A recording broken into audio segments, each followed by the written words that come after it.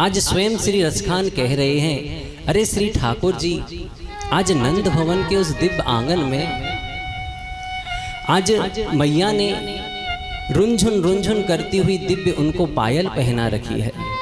और जैसे जैसे उस दिव्य पायल का स्वर होता है, अब तो श्री ठाकुर जी की चाल मानो और तेज हो जाती है। अरे ये आवाज कहाँ से आ रही है, अरे ये आवाज कहाँ जा रही है। एक और शब्द ब्रह्म है और उस शब्द ब्रह्म के प्रणेता श्री ठाकुर जी हैं, यानी शब्द की उत्पत्ति करने वाला जो ब्रह्म है आज स्वयं इस नंद भवन के आनंद में शब्द को ढूंढ रहा है। ये पायल की पैजनिया जो छन छन है वो आवाज आ कहाँ से रही है।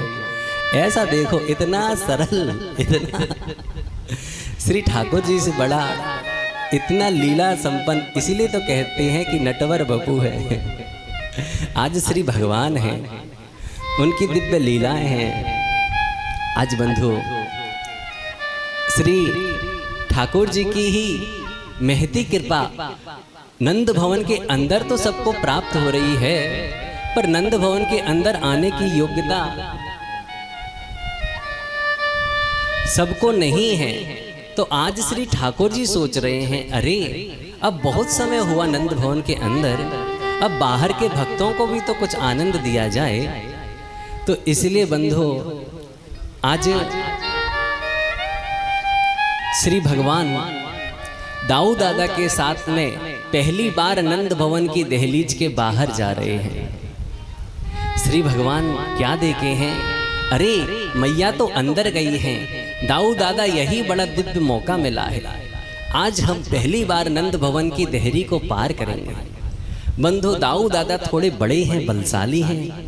जैसे ही आज बंधु श्री ठाकुर जी वहाँ घुटुअन के भल चलते चलते उस देहरी के पास पहुँचे हैं, नंद महल की वो जो देहरी है वो थोड़ी सी ऊंची है। अब महल दिव्य है तो देहरी भी दिव्य ही होगी। श्री दाऊ दादा तो उस देहरी को एकाएक पार कर गए हैं, पर श्री ठाकुर जी ने आज जैसे ही अपना पहला हस्त कमल उस देहरी पर रखा है, सोच रहे हैं मैं चढ़ तो जाऊंगा, फिर आज प्रभु ने दूसरा हस्त कमल भी रख दिया है। अब दोनों हाथ भगवान की उस देहरी पर टिक गए हैं। छोटे से श्री ठाकुर जी हैं, एकाएक श्री ठाकुर जी ने जो ताकत लगाई है तो एक पैर भी प्रभु का ऊपर चला गया, और जो नीचे वाला पैर था जैसे ही वो अगला पैर ऊपर गया है ये हवा में हो गया है।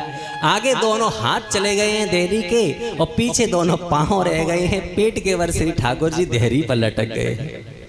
अब इस छवि को जैसे ही नारद जी ने देखा है, अरे बाप रू आनंद आ गया। अब कह रहे हैं, नाथ क्या मैं मदद करने के लिए आऊं? तो श्री ठाकुर जी कहते हैं, नहीं नारद जी, मैं लीला कर रहा हूं, इस लीला के दर्शन कीजिए। आज नारद जी कहते हैं, हे नाथ, अरे आपका नाम लेकर के लोग बड़े बड़े भवसागर पार कर जाया करते हैं, और आज आप नंद भवन की इस देहरी को पार नहीं कर पा रहे हैं। घोर आश्चर्य प्रभु, घोर आश्चर्य।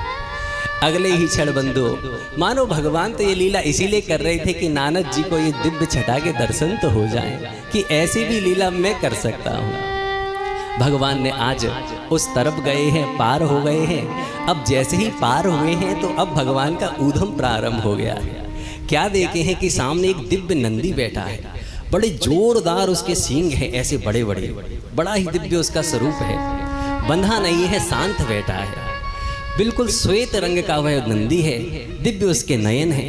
अब दाऊ दादा उस नंदी के पास पहुंच गए तो ठाकुर जी भी पैया पैया आज घुटुअन उसके पास पहुंच गए। अब पास में जैसे ही पहुंचे हैं, दाऊ दादा ने देखा है, अरे इसकी अब जो नासिका है उसके पास दो सुरंग सी बनी हुई थी। अब दोनों भैया ने एक एक सींग उठा ली है और उस नंदी की जो नासिका है, नासिका के जो छिद्र हैं उनमें आज उस सींग को डालने लगे हैं। नंदी महाराज बड़ा घबराए, अरे मैं क्या करूं, इतने सुकोमल ये कृष्ण बलराम हैं, इनको चोट ना लग जाए, चोट ना लग जाए। अब कष्ट तो भारी हो रहा है, लेकिन क्या करें। आज बंधु इतने में ही क्या हुआ, मैया ने देखा है, अरे कृष्ण बलराम कहाँ गए। जैसे ही मैया ने देखा है आज तो देहरी के पार कर गए हैं, अरे नंदी के पास में कहीं चोट ना लग जाए इनको, भाग करके डंडा लेकर के मैया आई है। अब जो नंदी ने देखा है, अरे मैया डंडा लेकर के आ रही है।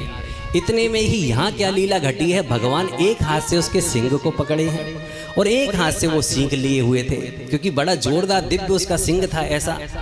तो नंद यहाँ पर दाऊ दादा भी एक सिंह को पकड़े हैं, ठाकुर जी भी सिंह को पकड़े हैं और उसकी नासिका में उंगली करते जा रहे हैं। अब उस नंदी ने देखा है कि मैया डंडा लेकर के आ रही है, और जो उसने देखा तो एकाएक खड़ा हो गया, और जैसे ही खड़ा हुआ एक तरफ दाऊ दादा टंग गए हैं, एक तरफ ठाकुर जी टंग गए हैं। अब नंदी ने सोचा ये और गड़बड़ हो गई, अब इनको कहाँ पधराऊं, कहीं ऐसा ना हो इनको चोट लग जाए। अब नंदी धीरे धीरे चल रहा है, लग रहा है मैया डांट ना दे, पीछे से डंडा ना मार दे।